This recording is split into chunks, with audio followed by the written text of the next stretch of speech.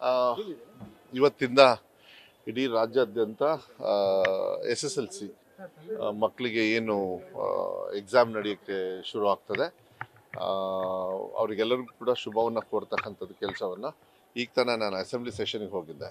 ಅಲ್ಲಿ ಮಾನ್ಯ ಸಭಾಧ್ಯಕ್ಷರು UT ಖಾದರ್ ಸಾಹೇಬರು ಒಂದು ನಿರ್ಣಯವನ್ನು ಮಾಡಿ ಎಲ್ಲರಿಗೂ ವಿಶ್ ಮಾಡಿದ್ರು. ಮೊದಲನೇ ಬಾರಿಗೆ ಇದು ನನಗೆ ಭಾಳ ಖುಷಿ ಆಯಿತು. ಅದಾದಮೇಲೆ ನಾನು ಕೂಡ ಎದ್ದು ಅವರಿಗೆಲ್ಲರಿಗೂ ಶುಭವನ್ನು ಕೊಡ್ತಕ್ಕಂಥದ್ದು, ಧೈರ್ಯವಾಗಿ ಎಕ್ಸಾಮಿನೇಷನ್ನ ಫೇಸ್ ಮಾಡ್ತಕ್ಕಂಥದ್ದು, ಎಕ್ಸಾಮಿನೇಷನ್ ಪವಿತ್ರತೆಯನ್ನು ಕಾಪಾಡ್ತಕ್ಕಂಥ ಸರ್ಕಾರದ ಜವಾಬ್ದಾರಿಗಳು ಕೂಡ ಅದನ್ನು ಹೇಳಿ, ಪ್ಲಸ್ ಅದ್ರ ಜೊತೆಗೆ ಮಕ್ಕಳಿಗೂ ಕೂಡ first option, second option, third option ಎಲ್ಲರೂ ಕೂಡ ಹೋದ ಸತಿ ಸ್ವಲ್ಪ ಎಲ್ಲರಿಗೂ ಸಡನ್ನಾಗಿ ಗೊತ್ತಾಗಲಿಲ್ಲ. ಸ್ವಲ್ಪ ಗೊಂದಲ ಒಂದು ಕಡೆ ಓದಬೇಕು, ಹೊಸ ರೂಲ್ಸ್ ಅರ್ಥ ಮಾಡ್ಕೊಳ್ಬೇಕು, ಸ್ವಲ್ಪ ಗೊಂದಲನೂ ಇತ್ತು. ಈ ಸತಿ ಎಲ್ಲರೂ ಕೂಡ ಅದನ್ನ ಅರ್ಥ ಮಾಡ್ಕೊಂಡಿದ್ದಾರೆ. ಟೀಚರ್ಸು ಕೂಡ ಅದ್ರ ಬಗ್ಗೆ ಅವ್ರಿಗೆ ಹೇಳಿದ್ದಾರೆ. ಏನಾದ್ರು ಹೆಚ್ಚು ಕಮ್ಮಿ ಆದರೆ ಇಂಪ್ರೂವ್ ಮಾಡ್ಕೊಳ್ಳೋದಕ್ಕೆ ಯಾವ ರೀತಿ 2ನೇ ಎಕ್ಸಾಮು 3ನೇ ಎಕ್ಸಾಮ್ ತೊಗೋಬೇಕಂತ ಹೇಳಿ ಅದನ್ನು ಮಕ್ಕಳಿಗೂ ಕೂಡ ನಾನು ಮಾಡಿದೆ. ಅದು ಮಾತಾಡಿದಾಗ ಇಲ್ಲ ಅದು ಒಳ್ಳೆ ಚೆನ್ನಾಗಿದೆ ಅದು ಆಪ್ಷನ್ನು ಅಂಥೇಳಿ ಟೀಚರ್ಸಿಗೆ ಕೇಳಿದೆ. ಇಲ್ಲ ಅದು ಒಳ್ಳೆಯದು ಆಪ್ಷನ್ನು ಅಂತ ಹೇಳಿದರು.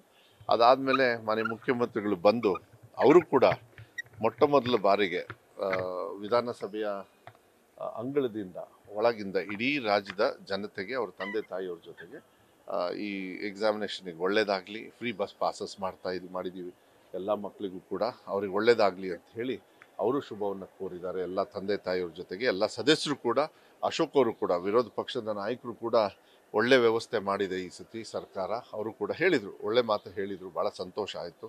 ಏನು ವಿರೋಧ ಪಕ್ಷದವ್ರು ಎಲ್ಲರೂ ಕೂಡ ಒಂದು ಒಗ್ಗಟ್ಟಾಗಿ ಒಂದು ವಾಯ್ಸ್ ಹೋದಾಗ ಮಕ್ಕಳಿಗೆ ಅದು ಒಳ್ಳೆ ವಿಶ್ವಾಸ ಬರ್ತದೆ. ಮಾನ್ಯ ಮುಖ್ಯಮಂತ್ರಿಗಳು ಅವರಿಗೆಲ್ಲ ಗುಡ್ ಲಕ್ ಹೇಳಿ, ವಿಶಸ್ ಹೇಳಿ, ದೇವರಲ್ಲೂ ಕೂಡ ನಾನು ಪ್ರಾರ್ಥನೆ ಮಾಡ್ತೀನಿ ಅವರೆಲ್ಲರೂ ಕೂಡ ಪಾಸ್ ಆಗಿ ಒಳ್ಳೆ ಇದಕ್ಕೆ ಹೋಗಲಿ ಅಂತ ಹೇಳಿದ್ದಾರೆ. ತುಂಬ ಚೆನ್ನಾಗಿದೆ ಎಲ್ಲದೂ ಅಷ್ಟೇ. ನಾವೇನು ರೂಲ್ಸ್ನ ಫಾರ್ಮೇಟ್ ಮಾಡಿದ್ವಿ ಅದೇ ರೂಲ್ಸ್ನ ಫಾರ್ಮೇಟ್ ಮಾಡಿದ್ದಾರೆ. ಒಳ್ಳೆ ರೀತಿಯಲ್ಲಿ ಭಾಳ ಟ್ರಾನ್ಸ್ಪರೆನ್ಸಿಯಾಗಿ ಮಾಡ್ತಕ್ಕಂಥ ವ್ಯವಸ್ಥೆಯನ್ನು ಎಲ್ಲೂ ಕೂಡ ತೊಂದರೆ ಇಲ್ಲ. ಆಮೇಲೆ ಇದು ಟ್ರಯಲ್ ಆಗಲೇ ಪ್ರಿಪರೇಟರಿಯಲ್ಲೂ ಮುಗಿದೋಯ್ತು. ಇದೇ ಸೇಮ್ ನಾವೇನು ಮಾಡಿದ್ದೀವಿ ಅದನ್ನು ಪ್ರಿಪ್ರೇಟರಿಯಲ್ಲೂ ಕೂಡ ಮಾಡಿರೋದ್ರಿಂದ ನಮ್ಮ ಅಧಿಕಾರಿ ವರ್ಗದವರಿಗೆ ಕಾನ್ಸ್ಟೆಂಟಾಗಿ ಯಾವ ರೀತಿ ಮಾಡಬೇಕು ಅಂತ ಅವ್ರಿಗೂ ಕೂಡ ಟ್ರೈನಿಂಗ್ ಕೊಟ್ಟಿದ್ದು. ಆಮೇಲೆ ಭಾಳ ಸಂತೋಷ ನನಗೆ ಏನು ಅಂದರೆ DC ಅವರು, ಆ ಜಿಲ್ಲೆಯ DC ಅವರು, ಆ ಜಿಲ್ಲೆಯ CU ಅವರು, ನಾವು ಯೂಶಲಿ ಮೀಟಿಂಗ್ ಮಾಡಿ ಸುಮ್ಮನೆ ಹೇಳಿ ಕಳಿಸ್ತಾ ಇದ್ವಿ. ಈಗ ಅವರೇ ನಮ್ಮ ಜವಾಬ್ದಾರಿನ ಅವ್ರವ್ರ ಜಿಲ್ಲೆಯಲ್ಲಿ ತೊಗೊಂಡ್ಬಿಟ್ಟಿದ್ದಾರೆ. ಅದು ಬಹಳ ಮುಖ್ಯ. ಯಾಕೆಂದರೆ ನನ್ನ ಇಲಾಖೆ ಸುಮಾರು 38% ಇಲಾಖೆ ಇಡೀ ರಾಜ್ಯದಲ್ಲಿ. ಸೊ ಅಷ್ಟು ಮಕ್ಕಳ ಸಂಖ್ಯೆನೂ ಕೂಡ ಇರೋದ್ರಿಂದ ಸುಮಾರು 8,96,000 ಚಿಲ್ಡ್ರೆ ಮಕ್ಕಳು ಇವತ್ತು ಎಕ್ಸಾಮಿನೇಷನ್ ತಗೊಳ್ತಾ ಇದ್ದಾರೆ. 2,000 ಚಿಲ್ಡ್ರೆ ಸೆಂಟರ್ಸ್ ಇದ್ದಾವೆ, 15,000-16,000 ಶಾಲೆಗಳಿದ್ದಾವೆ. ಅನುದಾನಿತ ಶಾಲೆ, ಅನುದಾನಿತ ರಹಿತ ಶಾಲೆ ಮತ್ತು ಸರ್ಕಾರಿ ಶಾಲೆ ಇದೆಲ್ಲದೂ ಇರೋದ್ರಿಂದ ಈವನ್ ಫಾರ್ ಫಿಸಿಕಲಿ ಹ್ಯಾಂಡಿಕ್ಯಾಪ್ ಅವ್ರಿಗೂ ಕೂಡ ಅವ್ರಿಗೆ ಏನು ತೊಂದರೆ ಆಗುತ್ತೆ ಅವ್ರಿಗೂ ಕೂಡ ಸುಮಾರು 5,000 ಚಿಲ್ಡ್ರೆ ಮಕ್ಕಳು ಇವತ್ತು ಎಕ್ಸಾಮಿನೇಷನ್ ಅವರಿಗೆ ಏನು ತೊಂದರೆ ಆಗದೆ ರೀತಿಯಲ್ಲಿ ಮಾಡ್ತಾ ಇದ್ದಾರೆ. ಸಾಮಾಜಿಕ ಜಾಲತಾಣದಲ್ಲಿ ತಮಗೆ ನಾನು ಒಂದೇ ಒಂದು ಹೇಳಲಿಕ್ಕೆ ಇಷ್ಟಪಡ್ತೀನಿ. ನನಗೆ ಗೊತ್ತಿದ್ರು ಕೂಡ ಅದು ನಾನು ಚರ್ಚೆ ಯಾಕೆ ಜಾಸ್ತಿ ಮಾಡಲ್ಲ ಅಂದರೆ, ಪಾಪ ಮಕ್ಕಳು ಮುಗಿದ್ರು ಹೋಗ್ತಾರೆ ಎಕ್ಸಾಮಿಗೆ ಬರಿಬೇಕಾದ್ರೆ ಇದು ಅಂತ ಹೇಳಿ ಅವರಿಗೆ ಡೈವರ್ಟ್ ಆಗಬಾರ್ದು. ಅದಕ್ಕೆ ನಾನು ಮಾಧ್ಯಮದಲ್ಲೂ ಕೂಡ ನಾನು ಹೇಳಲಿಕ್ಕೆ ಇದನ್ನು ಖಂಡನೆ ನೀವು ಮಾಡಬೇಕು. ತುಂಬ ಸ್ಟ್ರಿಕ್ಟ್ ಆಗಿ 100%. ವಿಧಾನಸಭೆಯಲ್ಲೂ ಕೂಡ ಅವರು ಎದ್ದು ಹೇಳಿದರು, ಯಾರ್ಯಾರು ಫೇಕನ್ನು ಸೋಷಿಯಲ್ ಮೀಡಿಯಾ ಎಲ್ಲ ಎಲ್ಲೆಲ್ಲಿ ಬರುತ್ತೆ ಅವರಿಗೆ ಕಠಿಣ ಶಿಕ್ಷೆಯನ್ನು ಕಾನೂನುಬದ್ಧವಾಗಿ ಕೊಡಬೇಕು ಅಂದಿದ್ದಾರೆ. ಅದನ್ನು 100ಕ್ಕೆ 100 ನಾವು ಮಾಡ್ತೀವಿ.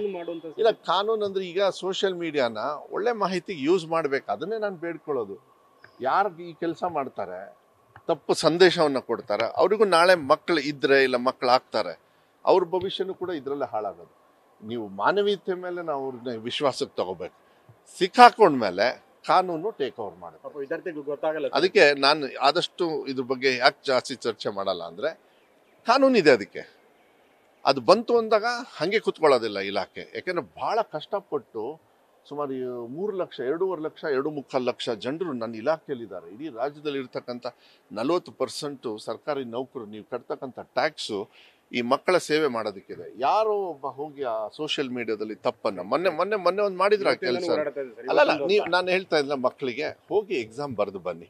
ಈ ಥರ ಫೇಕ್ಗಳನ್ನು ಯಾರ್ಯಾರು ಕಳಿಸ್ತಾರೆ ಅವ್ನು ಹಿಡಿದು ಏನೇನು ಮಾಡಬೇಕು ಆ ಕೆಲಸವನ್ನು ನಮ್ಮ ಸರ್ಕಾರದಲ್ಲಿ ನಾಳೆ ಬಂದ ವಿಚಾರ. ಅದು ಮೇನ್ ಬೋರ್ಡ್ ಎಕ್ಸಾಮ್ ಅಲ್ಲ ಅಂದ್ರೂ ಕೂಡ ಎಕ್ಸಾಮೇ. ಇವತ್ತು ಮಧ್ಯಾಹ್ನ ನಾನು ಡಿಸಿಷನ್ ತಗೊಳ್ತೀನಿ ಅಂತ ಹೇಳಿ ಅಲ್ಲ ಶಾಲೆ ರಜಾ ಕೊಡೋದಕ್ಕೆ ಬರೋದಿಲ್ಲ. ಆ್ಯಸ್ ಇಟ್ ಈಸು ಎಕ್ಸಾಮು ಕೂಡ ನಡೆಸಬೇಕಾಗತ್ತೆ. ಬಟ್ ಟ್ರಾನ್ಸ್ಪೋರ್ಟೇಷನ್ ಪ್ರಾಬ್ಲಮ್ ಆದಾಗ ಆ್ಯಕ್ಚುಲಿ ಪ್ರಾಕ್ಟಿಕಲ್ ಪ್ರಾಬ್ಲಮ್ ಆಗುತ್ತೆ, ಅದು ಇವತ್ತು ಗೊತ್ತಾಗ್ತದೆ. ಈಗ ಕೆಲವು ಸಂಘ ಸಂಸ್ಥೆಗಳು ನಾವು ಮೌಖಿಕವಾಗಿ ಅಂದರೆ ಅವರಿಗೆ ನೈತಿಕ ಬೆಂಬಲವನ್ನು ಕೊಡ್ತೀವಿ, ಆದರೆ ನಾವೆಲ್ಲ ಕ್ಲೋಸ್ ಮಾಡೋದು ಕಷ್ಟ ಅಂತ ಹೇಳಿದ್ರೆ ಇದೆಲ್ಲದು ನಾವು ನೋಡಬೇಕಾಗತ್ತೆ. ಅದನ್ನ ನೋಡಿಕೊಂಡು ಇವತ್ತು ಮಧ್ಯಾಹ್ನ ಸುಮಾರು 1 ಗಂಟೆ ಹಾಗೆ ಡಿಸಿಷನ್ನ ಇಬ್ಬರಿಗೆ ಮಾತಾಡ್ಬೇಕು. ಹೋಮ್ ಮಿನಿಸ್ಟ್ರು ಮತ್ತು ಸೇಫ್ಟಿನೂ ಇಂಪಾರ್ಟೆಂಟ್ ಅಲ್ಲ ಮಕ್ಕಳಿಗೆ. ನಾಳೆ ಸ್ವಲ್ಪ ಈ ಬಂದ್ಗಳು ಅಂತಾದಾಗ ಶಾಂತಿಯುತವಾಗಾದ್ರೆ ಓಕೆ, ಸ್ವಲ್ಪ ಹೆಚ್ಚು ಕಮ್ಮಿಯಾಗಿ ನಮ್ಮ ಮಕ್ಕಳಿಗೆ ತೊಂದರೆ ಆದರೆ ಅಲ್ಲ ಅದನ್ನ ನೋಡೋಣ, ಅದನ್ನ 12 ಗಂಟೆ ಗೊತ್ತಾಗುತ್ತೆ. ಅದು ಮಿಡಲ್ ಸ್ಕೂಲಿಗೆ exam as it is exam constant ಆಗಿರುತ್ತೆ, but it will be cancelled only on the guidances of home minister and home minister and transport minister, ಅಂದರೆ ನಮ್ಮ ಸಾರಿಗೆ ಮಂತ್ರಿಗಳು ಮತ್ತು ಗೃಹ ಸಚಿವರ ಒಂದು ಮಾರ್ಗದರ್ಶನವನ್ನು ತಗೊಂಡು ಮಕ್ಕಳ ಹಿತದೃಷ್ಟಿ ಒಂದು ಅವರಿಗೆ ಓಡಾಡ್ತಕ್ಕಂಥದ್ದು ವ್ಯವಸ್ಥೆನ ನೋಡ್ಕೊಂಡು ಮಾಡಬೇಕಾಗತ್ತೆ. ಅದಕ್ಕೆ ನಾನು ಅದು ನೋಡೋಣ, ಯಾಕೆಂದ್ರೆ ನಿನ್ನೆನೂ ಕೂಡ ಹೇಳಿದೆ ಕೂಡ ಲೈಂಗಿಕ ಶಿಕ್ಷಣವನ್ನು ಕೊಡಬೇಕು ಅನ್ನೋದು. ನಾವು ಒಂದು ನಿಮಿಷ ಇವತ್ತು ಇದನ್ನ ಚರ್ಚೆ ಮಾಡೋದು ಬೇಡ. ನಾನು ತಮಗೆ ಮನವಿಯನ್ನು ಮಾಡಲಿಕ್ಕೆ ಇಷ್ಟಪಡ್ತೀನಿ. ಈ ಪದಗಳನ್ನು ಯೂಸ್ ಮಾಡೋದ್ರ ಬದಲು ನಾವೇನು ಹಾಕಬೇಕು 1ನೇ ಕ್ಲಾಸಿಂದ 12ನೇ ಕ್ಲಾಸ್ವರೆಗೂ ಏನು ನಾವು ನೈತಿಕ ನೀತಿ ವಿಜ್ಞಾನ ಅಂಥೇಳಿ ನಾನು ಮೊನ್ನೆ ವಿಧಾನಸಭೆಯಲ್ಲಿ ಹೇಳಿದ್ದೀನಿ, ಅದನ್ನು ಮತ್ತೆ ತಗೊಳ್ಳೋಣ. ಯಾಕೆಂದರೆ ಅದನ್ನು ಅವರ ಅನುಗುಣವಾಗಿ ಹೇಳಬೇಕು ಹೊರತು ನಾನು ದೊಡ್ಡವನಾಗಿ ನನ್ನ ಮೆಂಟಾಲಿಟಿಗೆ ಮಾತಾಡಬಾರ್ದು. 1ನೇ ಕ್ಲಾಸಿಗೆ ಏನು ಮಾಡಬೇಕು ಟೆಕ್ನಿಕಲಿ ಟೀಮ್ ಇದೆ, ಅದನ್ನು ಮಾಡೋಣ. ಇವತ್ತು ಮಕ್ಕಳಿಗೆ ಅಲ್ಲ ಬೇಡ ಮಕ್ಕಳು ಅಲ್ಲ, ಒಂದು ನನ್ನ ಪರ್ಸನಲ್ ರಿಕ್ವೆಸ್ಟು, ನಾಳೆ ಎಕ್ಸಾಮ್ ಎಲ್ಲ ಮುಗಿಲಿ, ಕೂತ್ಕೊಂಡು ನಿಮ್ಮ ಇದಕ್ಕೆ ನಾನೇ ಬರ್ತೀನಿ, ಕೂತ್ಕೊಂಡು ಮಾತಾಡೋಣ. ಇವಾಗ ಎಕ್ಸಾಮಿನೇಷನ್ಗೆ ಅವ್ರಿಗೆಲ್ಲರಿಗೂ ಕೂಡ ಬೆಸ್ಟ್ ವಿಶಸ್ ಹೇಳಿ ಇಲ್ಲಿಂದ ಹೋಗೋಣ. ಆಮೇಲೆ ಅಲ್ಲ ಒಂದು ನಿಮಿಷ ಓನ್ಲಿ ಒಂದು ನಿಮಿಷ I'll be answering only regarding SSLC. ಬೇರೆದೆಲ್ಲ ನಾನು ಚರ್ಚೆ ನೀವು ಕೇಳಿದ್ರು ನಾವು ಕೇಳಿ ಒಂದು ನಿಮಿಷ, ಅಲ್ಲೂ ಅದೇ ಕೇಳ್ತಾರೆ, ಇಲ್ಲೂ ಅದೇ ಕೇಳ್ತಾರೆ. ಈ ಹೊರಗಡೆ ಬೇಕಾದ್ರೆ